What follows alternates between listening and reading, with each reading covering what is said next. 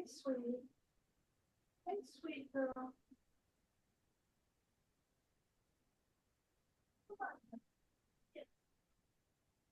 Okay. Just in time for the Nobel Peace Prize. Huh? All right.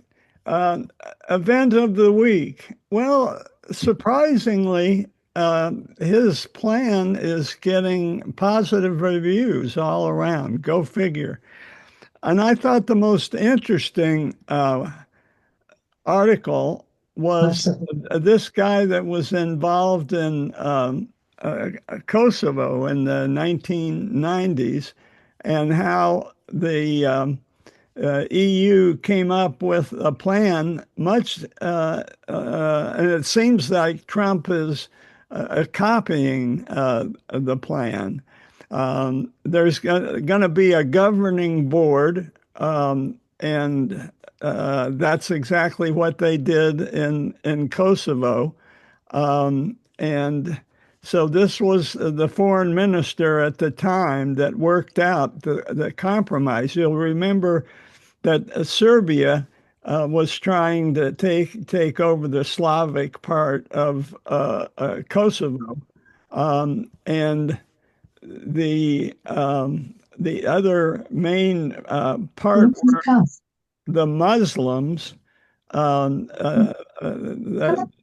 Albania that were in Kosovo. So somebody needs to mute. I can't figure it out. Um, and so this is going to be a similar deal, and the head of the international body is the Board of Peace. And who's going to chair that but Donald Trump? But with an important sidekick, Tony Blair, or Sir Tony, as he is known these days.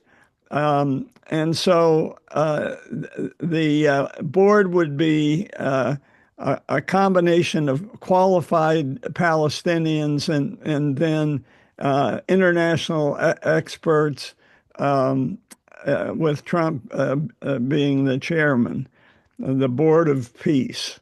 And no doubt, if this works, he will take up again his quest for a Nobel Peace Prize.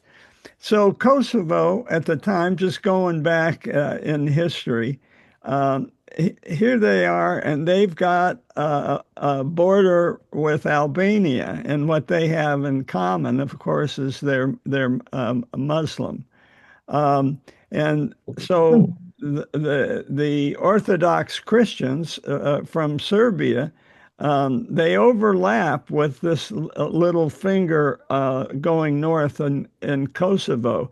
And that was the problem then. And it's analogous, if you will, to Gaza with the Palestinians and the Israeli Jewish population.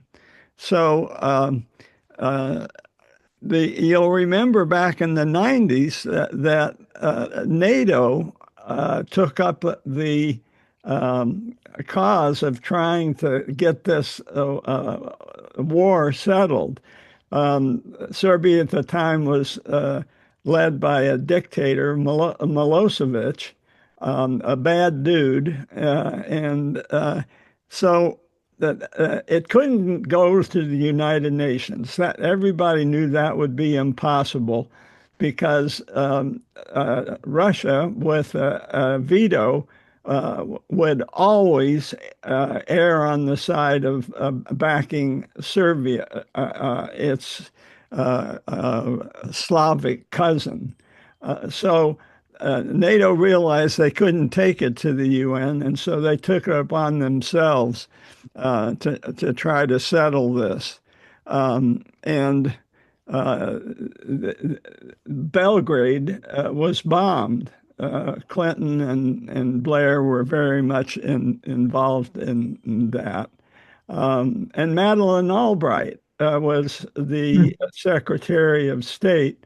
Um, we were we at this time we were in China, and our son speaks Chinese, so we were with a Muslim cab driver, and I'll show you where we were later on. Um, and the Muslim cab driver said he really didn't like Jews because of the problem in Israel with the Palestinians. Um, but we knew that, and he praised specifically Madeleine Albright, and we we brought up, she's Jewish, and uh, the cab driver couldn't believe it.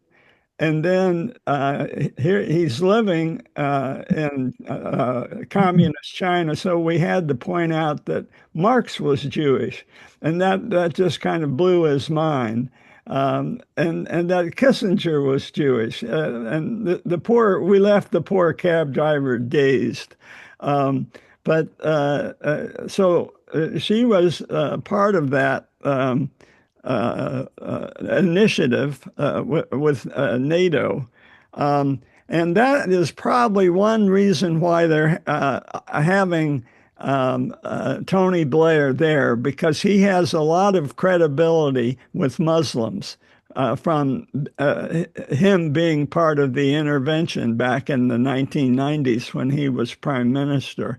And also the Kosovo nation now is very friendly with Americans. When we were traveling in Albania, we had our Albanian guide and interpreter. This was with Ramsey and Janet. Had been an interpreter in Kosovo for the American troops.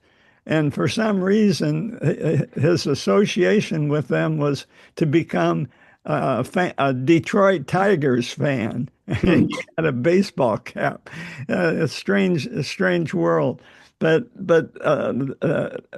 from that whole intervention, Tony Blair has a lot of credibility with Muslims, and so that's going to help balance out Trump's friendliness with Israel and America's friendliness. We've made the point. One second.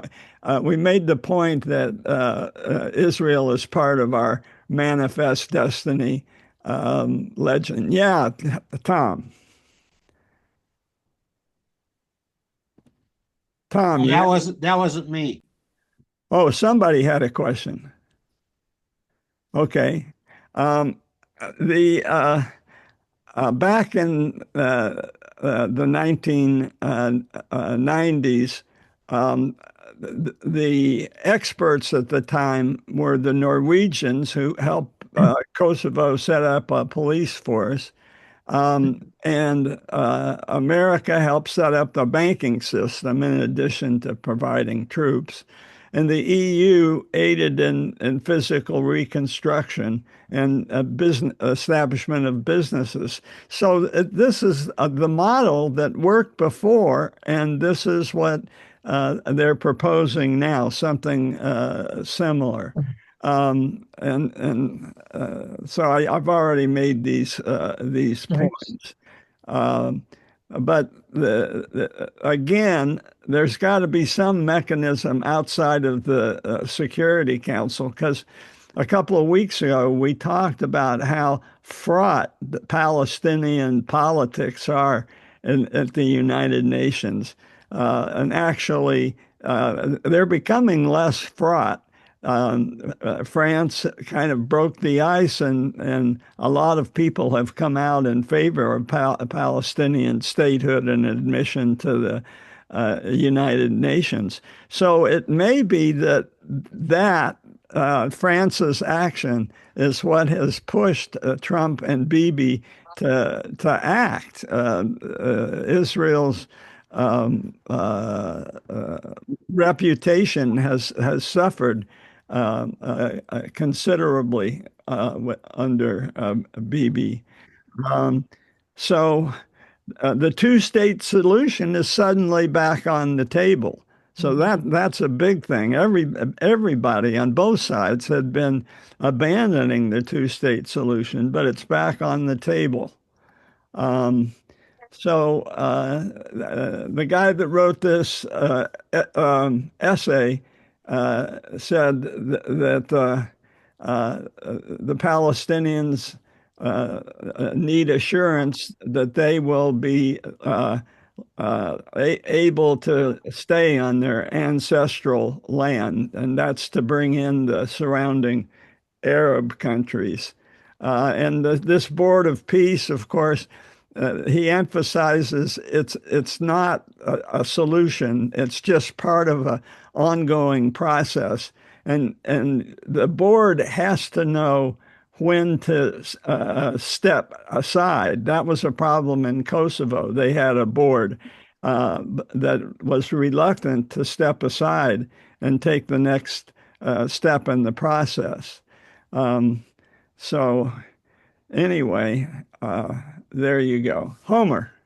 Well, I visited Kosovo quite a few years ago, and from my reading, understood that it had been along a Serbian state or territory, but over years there was continued immigration from Albania, so that the population's composition shifted to become increasingly Albanian. And I thought there may be lessons for us here. You know, if you look at population shifts in Southern California, it could someday be way more Mexican than Anglo-European. Again. Again, return to. So I was just wondered if there are lessons for us. I had some sympathy for Serbia. Didn't control its border especially tightly, and now it's in a position of having to give up one of its states to Albania, basically, to a new independent Kosovo. So I'm trying not to attribute value here, moral value, just observing how population shifts affect politics in the future. Yeah, it's like Mexicans in Los Angeles. We didn't cross the border; the border crossed us. So they're where they've always been. Um, there's even among extremists the concept of Aztlan, which is the part of Mexico that we conquered in 1846. When all of a sudden those borders changed as part of our manifest destiny and moving to the Well, coast. that shift was partly driven by the number of Americans and European descendant people into the area that was then Mexican. And I mean, an awful lot of Irish people moved into Texas when it was Mexican because it was Catholic, but then wanted to be integrated with their European cousins. And the population shift, yes, borders change, but the borders change in part to population shifts, to mass immigration, mass movements of peoples. Uh, yes. Okay, sorry. No, and I'm just thinking about John Fremont, where we left off pretty much just our review of American history and in the light of Trump and what are the antecedents. And it was John Fremont who explored and ways that Europeans could get to California, and he became a big promoter. In our county, we have John Marsh, who was very much in that American movement, who set up a rancho in the east part of Contra Costa County. And so, it was around the 1830s and 1840s that Americans were infiltrating, and finally, and Americans had participated in civil wars between Mexican mestizos and the old Spanish loyalists. So, we had loyalists in America during the Revolutionary War. They had to flee to Canada. Well, there were loyalist Spaniards who never agreed with California becoming independent of Spain. And one of them was Vallejo, and his paths crossed with John Fremont, not always positively. But I'm just yearning to at some point get back to the history of California, because there's so much richness that we have ahead of us as soon as we get out of the swamp of current events.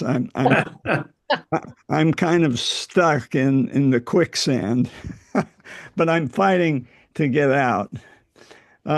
Any other comments? Hey, I got one question. Who's the real brains behind adopting this 20-point strategy? I don't think it's President Trump, but so who's the one who came up with this idea, or a couple people who came up with this idea?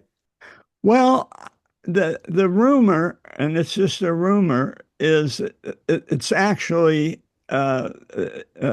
Israel wonks that came up with this, and they can see that they're stuck, and it's these foreign policy mavens in Israel that are trying to convince Bibi to cut loose on the extremist in his cabinet, and putting the proposal into the hands of Tony Blair and Trump is meant to convince Bibi to take the next step forward. Of course, he's never taken the next step forward. And it was interesting. He was kind of caught out when he was giving a press conference on this 20-point plan. And he spoke in English for the general audience, but then he also threw in an addendum in Hebrew for a different audience, and said, "Don't worry, this isn't going to happen." So, Michael. Well, what I heard just the other day, now I think it was Fareed Zakaria, but I'm not absolutely positive. He said this is Netanyahu's 20-point plan. Not that this is something Netanyahu is against. This is actually his plan, and they've let it be renamed Trump's plan. That's what he said. Oh. Yeah, that's essentially what I heard too. This is not something that he objects to. He may be, putting on a facade of saying, well, ho hum, and shuffling his feet and so on. But this is actually everything he wants. There's no real concessions to the Palestinians in this plan, according to Zakaria. Well, Bibi's cabinet wants to retake Gaza. You remember in 2005, Israel gave Gaza to the Palestinian Authority, but they intentionally left the greenhouses and infrastructure intact. And when the Palestinians took Gaza over in 2005, they destroyed a lot of the infrastructure, merely because it was Israeli. So the people in his cabinet, they're not wanting to conquer Gaza for the first time because Israel gladly gave it up. Not gladly, not gladly at all. There was a lot of fighting in 2005 between Israeli settlers and the government. The settlers resisted leaving and turning it over to the Palestinians in 2005. So they look. We gave it away once. We're not going to give it away again. That's their attitude, and that's what Bibi has to overcome somehow. Okay. All right. I just have a follow up to the Moldova election, and it's actually questioning the integrity on the good guys. So you'll remember I said that the good guys won with more than 50% defeating Russian infiltration.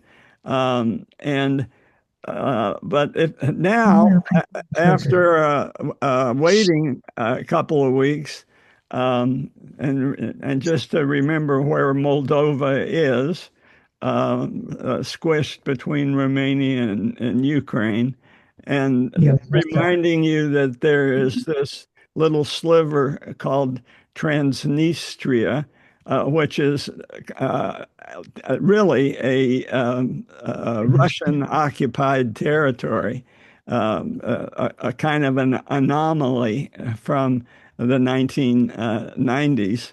But they're complaining, the Transnistrians, that they were not allowed a level playing field. And The Economist says that they may have a point, that they lost their television channels before the election. The government withheld economic statistics during the campaign because it would make them look bad. And then on the day of the elections, the residents of Transnistria had fewer places to vote. And even they were, a lot of the voting booths were across the river in Moldova itself, and several bridges were closed on the day of the election. So I'm just trying to be even-handed here and not always be cheerleading against the Russians, but I still am. And then addendum number 2, I've got a couple of points to add on to our discussion of McCarthyism last week. One involves Robert Oppenheimer's brother, Frank, and then the other, who recommended The Apprentice, the movie about Roy Cohn and Trump? I want to talk about that. That was you, Bob. So thank you for that. Yes, it was me. Yeah. Yeah. So Well, I think somebody else also commented on it. Yeah.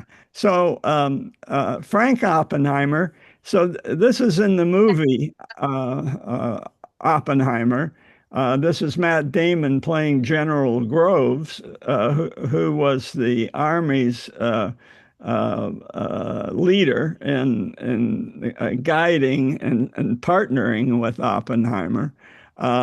And this is the tower where the bomb was raised to the top of for a detonation. And it was Frank who was in charge of building that tower. And it was because General Groves knew that Frank had been a communist, had dues-paying communist, but he, with Robert's insistence, let his brother Frank build that tower. But so he survived. Frank did the war and the Manhattan Project. But then you remember the Red Scare right after, and he was a victim of the Red Scare. This is the real Frank Oppenheimer, with always had a cigarette in his mouth. This is him at the Lawrence Labs, I think. And this is him um, after the Red Scare. The Red Scare, he was banished from ever working in a federal government job. And so he had to go teach high school physics. And what he enjoyed was the hands-on part of it, as you saw in the last picture. And so it was the years and decades of teaching high school physics that prepared him to establish the Exploratorium, which used to be in the Palace of Fine Arts, but now is on the Embarcadero waterfront. And we took our grandkids, we had to babysit them, and we took them over. And so I was reminded of that. And that's where I took the picture. And this is the story that I just told. Bob recommended The Apprentice, and this is Roy Cohn, and this is Trump. And what I didn't understand was how much Roy Cohn partnered with Trump from the very beginning of Trump's career. Literally, you go from poor Trump trying to collect rents in low-cost housing and being spat upon and water thrown at him. So he really did start at the bottom, which I didn't appreciate. When his organization was sued for discriminating against African Americans, he needed a lawyer, and Roy Cohn said, just countersue them. And what you learn, and I'm only going to do one spoiler, what you learn in that suit against the Federal Housing Commission, Roy Cohn had compromising data on the head of the housing authority. He was a closeted gay, and Roy Cohn, who was an uncloseted gay, had the evidence and essentially extorted the federal government to drop the suit. Oh, So wow. that's just an appetizer, an hors d'oeuvre, if you will. But it's pretty good, and it shows the flamboyant lifestyle in the 1970s, just before AIDS broke out. And this is in the documentary. It's a dramatization. It's not a documentary. The dramatization, that's Trump's father, Fred, who was very skeptical about Roy Cohn, especially his methods. But the main message is never give an inch, and you see that's certainly what Trump has done since in the last 10 years since he broke on to the American scene. So. And just a quick review of the Roy Cohn in the 50s. And then Roy Cohn as portrayed in the documentary Angels in America, where his his affliction with AIDS is highlighted. And then in the 80s, he is in the 70s and 80s, he is Trump's lawyer. And there was a documentary, Where's My Roy Cohn, about how much Trump misses his aggressive style. Okay, geopolitics. I wanted to spend a couple of minutes. What's Russia up to now? This is the cover story. Microaggressions. So, on the borderline between war and diplomacy, what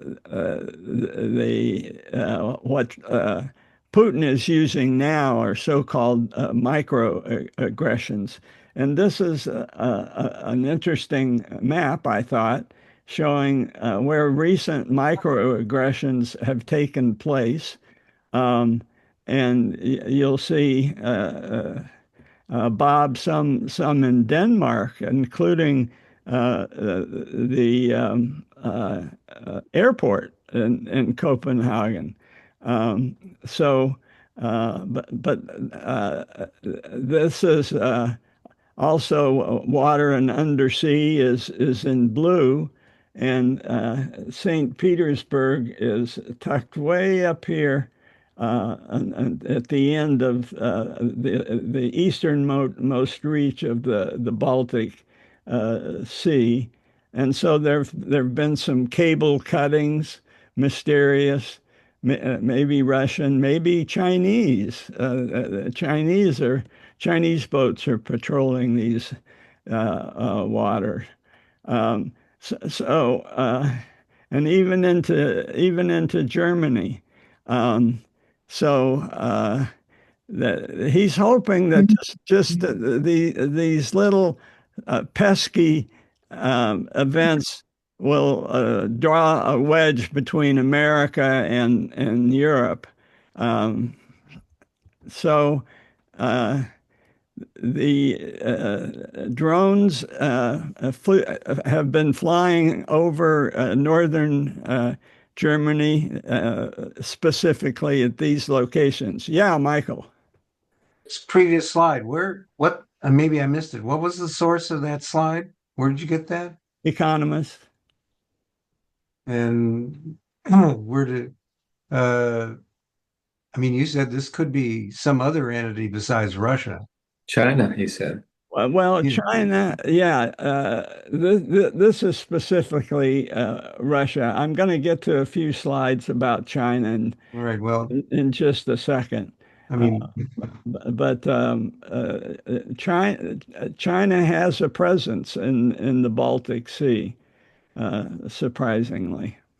it could also be North Korea for all we know.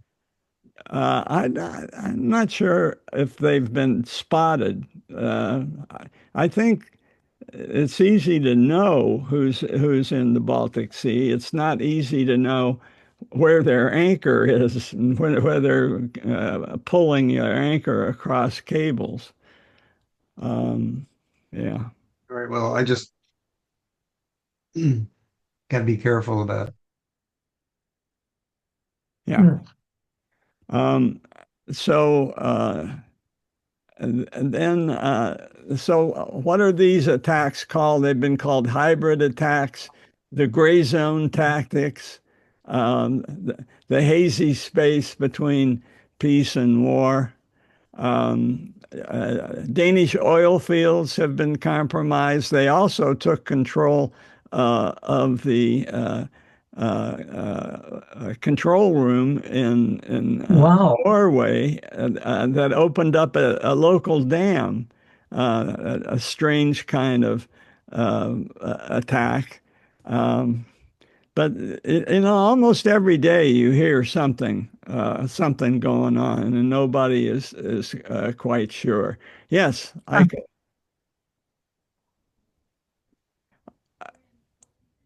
Aiko, you're muted. Yeah, A I'm very sorry. rare thing. So, sorry. If China's in the Baltic, Do they go through the Arctic or do they have to go all the way around through the Suez Canal? No, no. Well, uh, it depends on the time of year.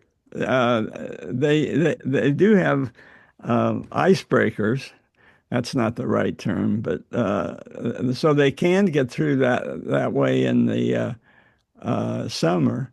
But they're in the Atlantic just as a matter of course. They've got a submarine station there.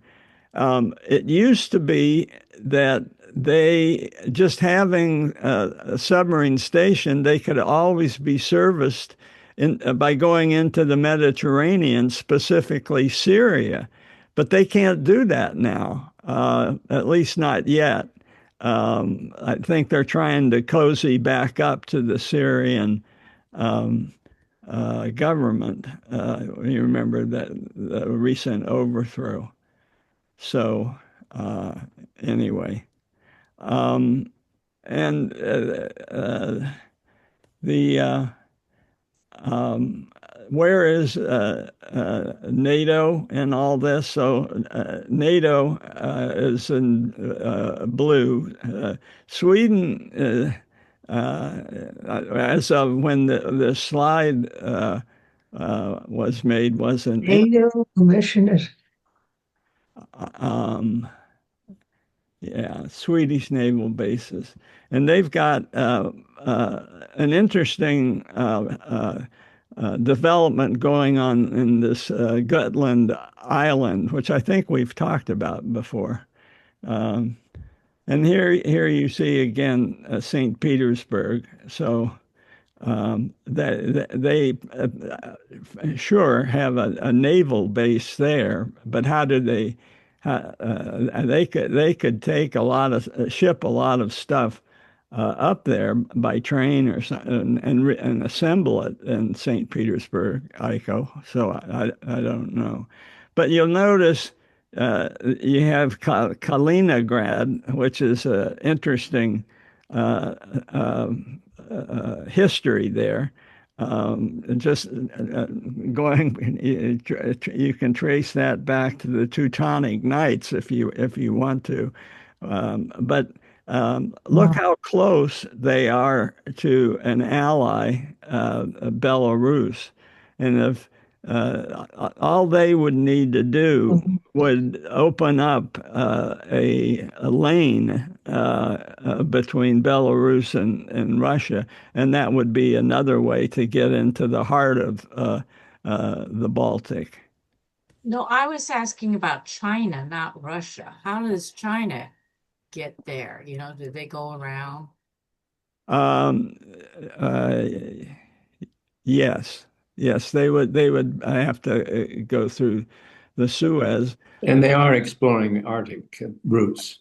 Yeah, in the summertime for sure. Um, okay, so the other thing, yeah, Bob. Well, just a reference back to the map and a comment that was made earlier about shifting populations. It's remarkable when you look at that map and you realize that in the not so distant past, Prussia, and you mentioned Kaliningrad, Prussia disappeared from the map and the German population with it. And you mentioned some of the history there, but it's just extraordinary to me to imagine that Germany was so accepting permanently so far of the loss of all that territory, which of course got them bordered almost into Russia. Yeah, but you lose a war like World War II, and you find your bargaining position is gone. Um, they kept a lot of that territory after World War One, but not after World War II. Okay, and so the other sword in their armamentarium Flashing red thread. is the Dark Fleet.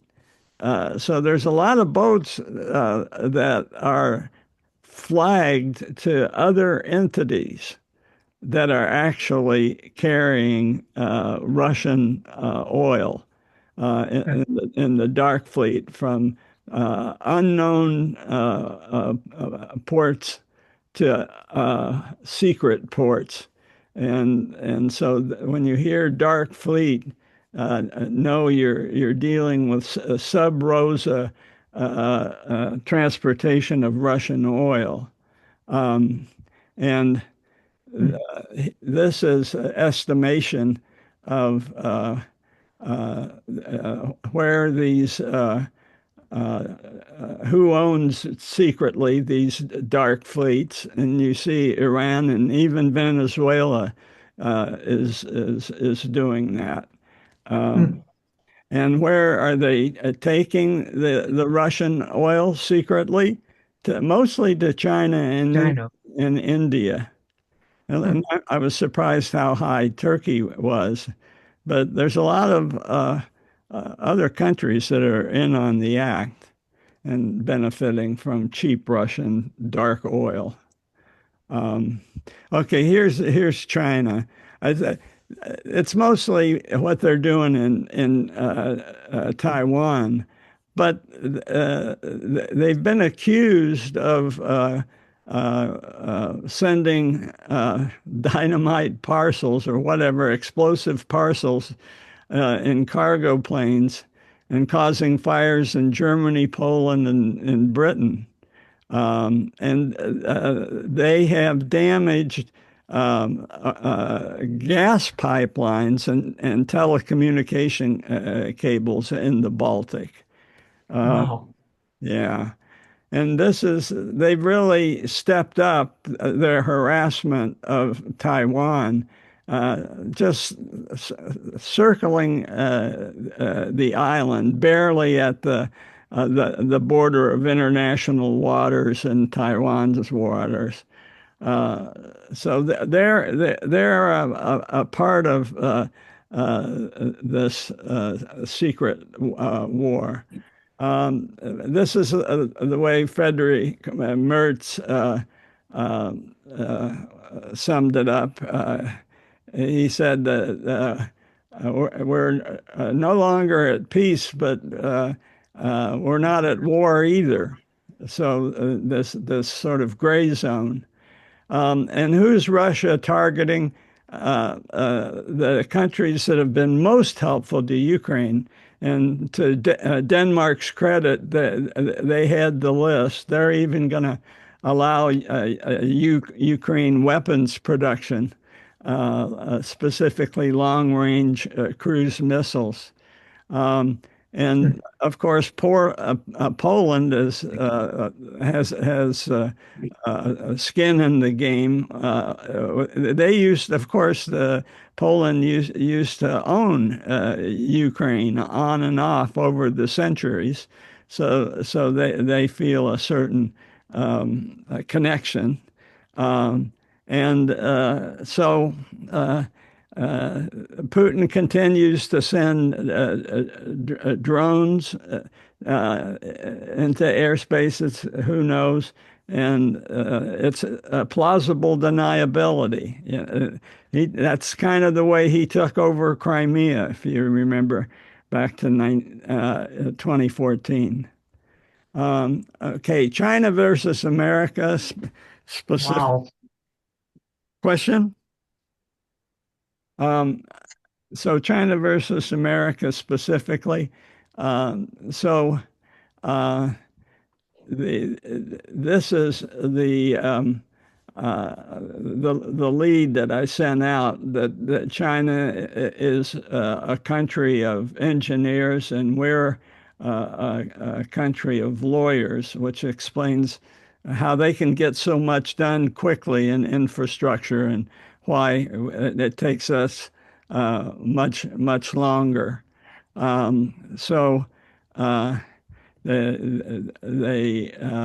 Chinese can rely on 20 million engineers, and has often brags about being an engineering state, but it's a little more complicated than that.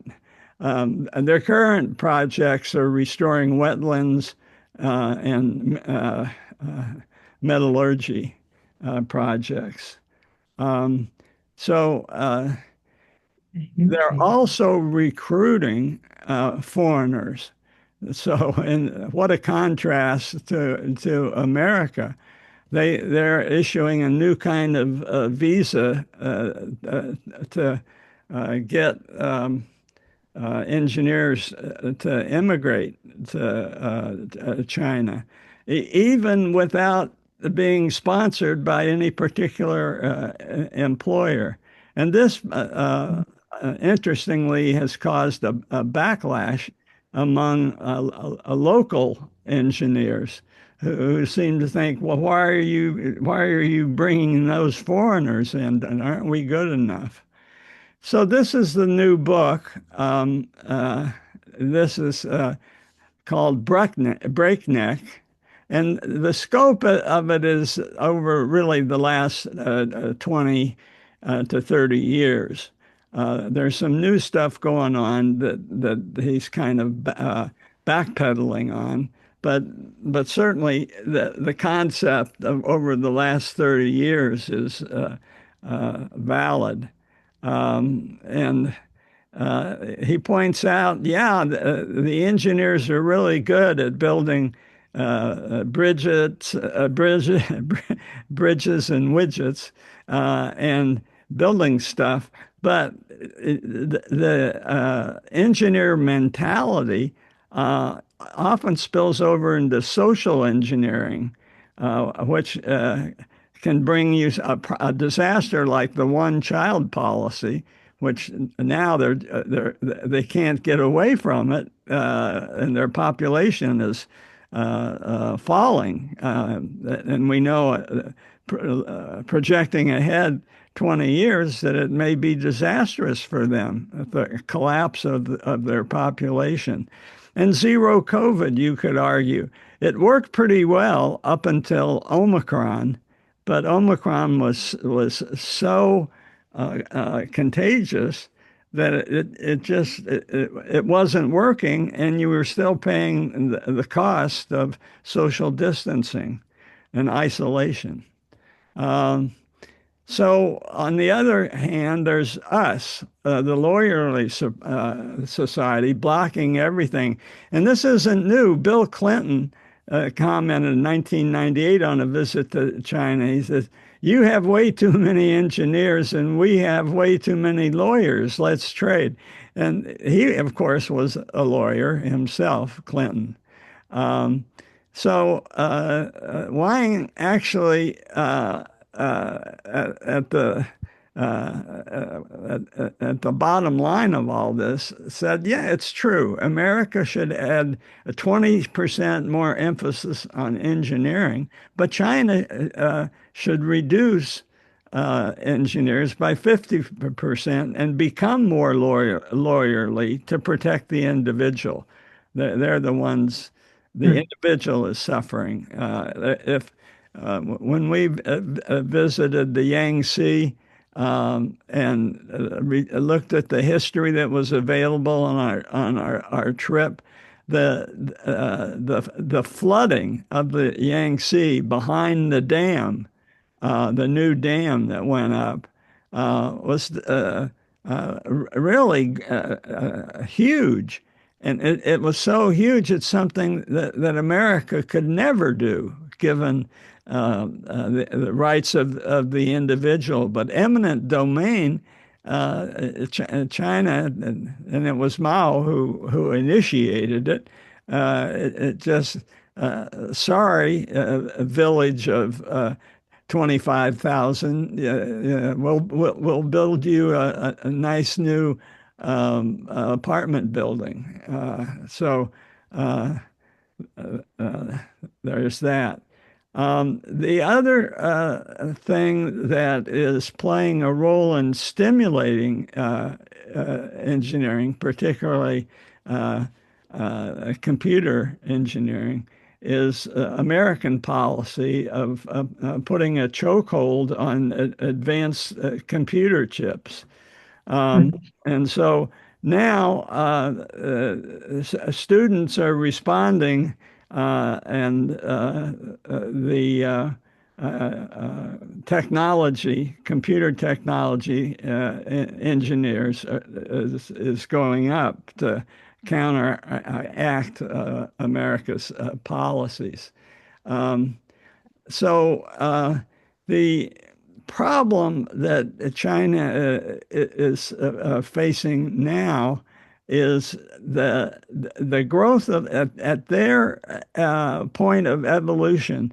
The best way to grow an economy is by offering new services and letting manufacturing recede, particularly as the industrial power becomes more mechanized, then that's what a richer country can afford. And so, sure enough, Chinese engineering, the number of students fell between 2004 and 2011, because the best way to stimulate the economy was to offer more services. 3 minutes. Okay. Thank you. So this notion that the age of stage of development, this is gross domestic product per person. As the richer you get going up, the number of engineering graduates starts to decline. This curve starts to bend downward, and of course we're way off at that end. China is, of course, behind us in wealth, but they're still quite high on the percent of engineers. So we're on opposite sides of the curve. And the peak is somewhere in here. The economists chose Malaysia to be the example. Hey, John. Two areas that the Chinese are really excelling on is the robotics. Well, three, robotics, solar, and electric trains. I mean, they've gone from no electric trains, high-speed trains, to 30,000 miles of electric trains in the last 10 years. Yes. Yeah. And, it's quite the contrast, whereas America's gone from no high-speed electric rail to like 5 miles of cement bridges that will eventually have high-speed rails on them. Yeah. Yeah. Yeah. The output is stunningly different. Yes. And you anticipate some upcoming slides, but I am going to stop here. And Michael. One of the other areas, I don't know if there's a graph that shows this, but a lot of medical research and development of drugs and so on, I think is coming out of China. They're starting to take a lead in some of the fields that are going to be the future of medicine, so-called smart medicine, drugs, and so on. I mean, they publish a whole lot of papers. I'm sure there's some graph that would illustrate that, but they're going to probably take a lead in medicine and medical research. China. Yeah. Yeah, I'm sure. Okay. Other comments? Well, that graph you showed, John, of the GDP and the number of undergraduates getting engineering degrees, the experience of our own students has been, because of the aggressiveness of the H-1B visa program, the salaries were sort of damped down for engineers. who were considering what young people considering what to do with their careers. And maybe they saw law as a more remunerative option because the rewards for going into engineering were um, didn't increase as they might have in a market that didn't have so many H-1B visa people coming over. So I'd like to see a graph of number of engineers entering the market rather than number of undergraduates studying engineering to see how that looked on that graph. Well, yeah. So the number of people, undergraduates, has uh, uh, varied from time to time, but what has increased absolutely are the number of those engineers who, as the economist says, don't want to get their hands dirty, so they go into computer engineering. So I'll get to some of that next week. Okay. Yeah. John, does China dictate, you know, who goes into what? In other words, are there financial incentives or do schools get more money? And I just wonder about how much their authoritarian, government can sway that more than our sort of free market economy. Uh, I don't have the exact details on that, but yeah, for sure, they can channel quite efficiently who gets what. And it's interesting the variation with the number of members of the Central Committee that are engineers. So that varies with time and is certainly a determinant. Yeah. Okay. Hey, John. Yeah, Yeah, Bruce. one thing I noticed interesting on the drug issue was that Kaiser, we're now, the Pradaxa that I was having originally for my blood thinner, it's now made in India. And so that was kind of interesting to see how that's uh, now how that's going to change the dynamics of Wow. the alignment of between India, China, EU, NATO, and the US. So India does a lot of generic pharmacy, yeah, making medications that were developed elsewhere, but that are now made in India. right. So Not And so much innovation as I think China is showing. yeah. And there's one very large company that does a lot of that. And the interesting thing is what's going to happen now. With the Trump as the wild card in the middle of India making such a large percent, and he has picked a fight with Modi.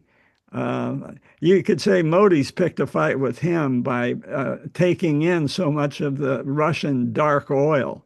That's what bothers Trump the most, and it may spill over into will we continue to allow India to make our drugs? And there was just something about several of the OPEC countries have dramatically increased their production of oil just in the last period of time. I don't know, did anybody see that article? No. Yeah, there's something about they've sort of not following OPEC and they're flooding the market a bit, which is going to be problematic for the US because they can make it cheaper than we can. These Yeah. when they want to get oil to Europe, the European countries, as opposed the United States having to ship it across the ocean. Right. Yeah. I think we're doing a lot of liquefied gas. Yeah. Yeah. Well, yeah, but they can still probably, as has been said, produce a lot of it there in the Middle East and ship it to European countries. Still probably Or figure put it out a on way to make it. pipelines. Because Yeah, they have to get it. They don't even have to go to ships. They can go straight to pipelines. right. Yeah. The other thing is, I wonder what the American, medical industry is going to do if they start putting these big tariffs on medicines that are made generically in India. I don't know, was it last week you showed something about where some of the stuff they make, some of the raw materials in, let's say, India, then it goes to Ireland and they finish producing it and so on. But nonetheless, if the cost of generics goes up and so many pharmacy plans depend on generics being cheaper than brand names, how that's going to impact them. Because if they have to pay, let's say, almost the same price for a generic as a brand name, that's really going to cause Oh, yeah. trouble. Yeah, it sure will. I mean, if they say, well, you can't even get a generic cheaper than a brand name, like Kaiser, you were mentioning Pradaxa. I mean, they use a lot of generics that come from India. And I don't know what they're going to do if they have to pay that much for a generic drug, let's say. The only place, obviously, they'll go is raising premiums. So somebody's going to pay for it. I was reading just the other day that we talk about drugs in the United States being so expensive relative to Europe, in Canada, 3, 4 times. But actually, generic medicines in the United States are cheaper than in Europe. Oh, I And know. the European national healthcare systems manage drug prices based on value to life protected, or value of quality of life, or value of health outcomes. And so that's why they, on the one hand, will not pay more than a certain amount for rare brand name drugs, but will pay more for generics. And we have the completely opposite picture here in the United States. I've forgotten where I saw that article. I'll find it. I know you're all interested in because they, well, remember Medicare under Biden had something about negotiating prices for some drugs. There were some like 20 different drugs that they were going to negotiate a price on. I wonder what's happened to that. I haven't heard anything. Because there are some very expensive drugs. Yeah. Yeah, it's interesting to me looking at the National Health Service, how they have this concept of spending money only if it produces a certain minimum of life. And then they'll even go a certain minimum of quality life, a quality adjusted year. Yeah. Wow. YOLs, years of life. I think the committee in the UK, National Health Service Committee, I think you told us, I think it was called NICE, NICE. Yes, nice. For which we in 2010 called a death panel. yes, And what? a death panel. That was the vice president candidate, right, from Alaska. What was it? Sarah Palin. That was her terminology, a death panel. Yeah, Jim. You might remember, I think it was in the 90s, when my classmate, John Kitzhaber, Yeah. proposed rationing healthcare in Oregon, and they came up with, so much value for some things and very little value for other things. So it's not a new concept at all. Yeah. Yeah, I just got my alma mater med school, and they were bragging that they now have the Guinness record for the youngest 21-week, fetus that survived. And I feel, yeah, right. I feel kind of mixed. I see your look, John. Like, really? You're spending, $3 million to keep this kid alive. who's got a 50% chance of brain damage later, and you're bragging about it rather than coping with or letting, I mean, I remember in med school, those proposals, anything less than 24 weeks should just be put to the side and, given a warm blanket and let mom Comfort. comfort. Yeah. I mean, but it's a very ethically tricky area because you're spending so little on so few. Yeah, that brings to mind my first year in the Navajo reservation. And I was on call on the weekend, and out comes a little borderline infant, and I intubated. I was so proud that I was able to intubate it, and then what? We didn't have respirators. So there were three of us that just rotated bagging this little kid until the pediatrician came back from vacation the next day. And she walked in and she said, "What are you doing?" We were so used to, we had just come from medical centers, right? And here we're on the reservation. They didn't even have respirators. And just said, take that tube out and make that kid comfortable, give him warm blankets and put it in the corner. It was a rude awakening. Stop the recording. Mention I had a similar, when I first did my first rotation, my internship, I was at Fairmont Hospital, and they would ship down these patients who had terminal cancer. And I'd write up all these orders, hydration and do this, do that. And the nurses said, "Would you please write an order for morphine?" And, sort of give me a wink of the eye. It was like, we're not here to keep somebody alive for the next 6 weeks. We're here to ease their exit from this mortal coil. Same kind of thing. It's like, what are you wasting all this time and medical expense on trying to keep somebody alive who's basically... Well, this is fascinating to hear medics talk this way. It's almost reassuring, in fact. Absolutely. Because in Europe, it's well known, and I don't know if it's a dark secret or an open secret, that nurses Michael, what are you? I can't hear you. What was the painkiller you just mentioned? Morphine. Morphine in extraordinary numbers of cases. In fact, a friend of mine died this morning with a pretty severe